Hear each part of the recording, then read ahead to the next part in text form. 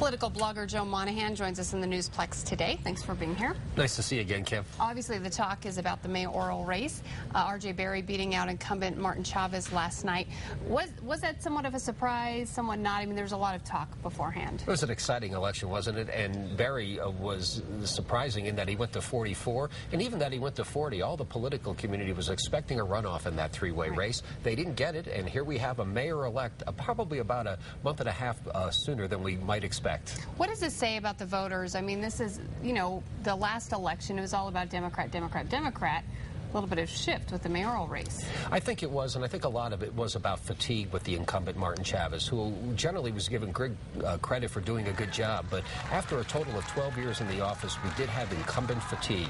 All good things must come to an end, and a lot of people felt this was a good thing, but its time for it to end.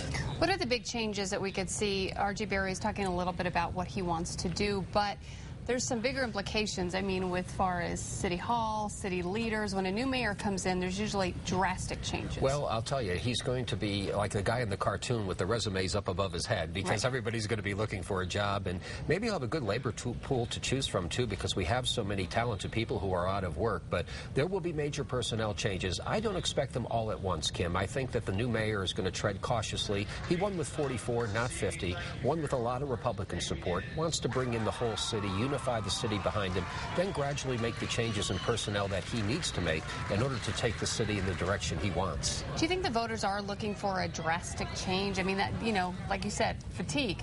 They want to see something new, or, you know, we obviously got to be careful there. Well, I think the voters want a good manager. I don't think the expectations for the mayor's office are extremely high. I think Mayor Chavez broke the mold and made them higher than they are. We're going to go back to a more normal type of mayoralty, which will be more collaboration with the council and a little bit less of emphasis on the executive. I expect this mayor to be a hands-on manager type, and considering the fiscal situation, his business background will be called on a lot to solve those type of problems. He was a relative unknown before this. I mean, what do we know about him? There's not a lot. We've got a lot to learn about R.J. Berry, and R.J. Berry has a lot to learn about us. So we're all going to learn together, and I think he comes in with a lot of goodwill, but we don't know his personality, politically speaking. We know he's a very approachable guy, very laid back, gets along well with people, and in city politics, that's not a bad place to start.